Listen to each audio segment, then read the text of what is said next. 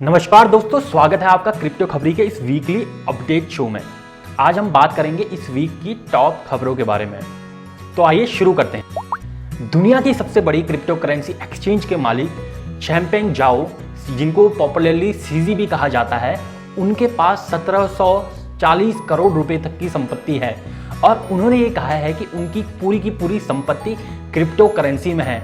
उनके पास fiat currency बिल्कुल भी नहीं है। आपके पास जो पूर्ण रूप से पैसा है वो कितना प्रतिशत फिएट में है और कितना प्रतिशत क्रिप्टो में है, हमें कमेंट करके जरूर बताइएगा। पिछले साल फेसबुक ने अपना नाम चेंज करके मेटा रख दिया था। अब वो ये पूरी तरह से प्रभावी करना चाहते हैं अपने सारे प्लेटफॉर्म में भी और नैस्डैक में भी। नैस्डैक बताना चाहूँगा यूएस का सबसे बड़ा एक्सचेंज है, स्टॉक जिसमें ट्रेड किए जाते हैं।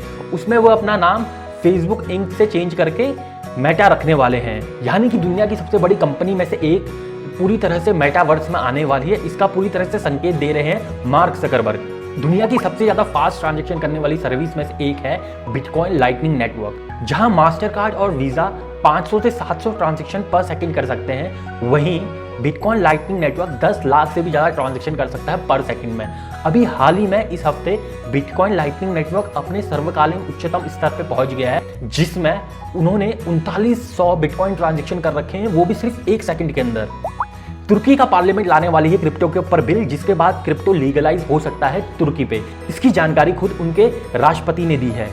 क्या भारत में भी क्या कभी पूरी तरह से क्रिप्टो लीगलाइज हो पाएगा? हालांकि क्रिप्टो लीगलाइज है भारत में, लेकिन टैक्स का इतना भारी बोझ है कि आम जनता की पहुंच से कुछ दूर सा प्रतीत होता है क्रिप्टो। आपका इस बारे में क्या सोचना है, हमें कमेंट करके जरूर बताइएगा। भारत एक संसदीय ढांचे के रूप में एक क्रिप्टो के ऊपर बिल लाने वाला है, जिसकी जानकारी हमें इकोनॉमिक्स अफेयर मिनिस्टर अजय सेठी के द्वारा दी गई। इसमें उन्होंने बात की इंटरनेशनल मॉनेटरी फंड IMF और वर्ल्ड बैंक के साथ काम कर रहे हैं, जिसके बाद वो एक पूर्ण रूप से एक ढांचा तैयार करेंगे भारत में किस तरह के क्रिप्टो के नियम और कानून होने चाहिए। इसकी वकालत हमारे क्रिप्टो जगत में पहले से हो रही है कि थोड़ी सी ढील दी जाए क्रिप्टो जगत के लिए। आप जानते ही होंगे कि भारत के 150 से अधिक क्रिप्टो स्टार्टअप अभी छोड़ के जा चुके हैं भारत को, जब से भारत में इनकम टैक्स में 30% कर लागू हुआ है।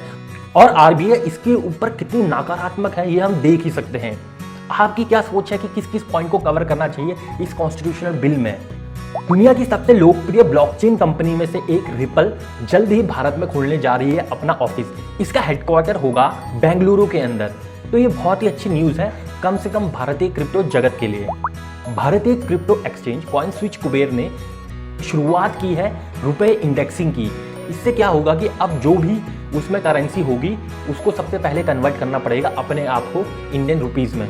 भारत का सबसे पहला डिजिटल कॉइन लॉन्च हो चुका है, जिसका नाम है गेंडर कॉइन। लॉन्च के समय इसका जो प्राइस है वो 10 रुपए के आसपास का है और ये अभी कुछ ही प्राइवेट एक्सचेंज में सूचीबद्ध है।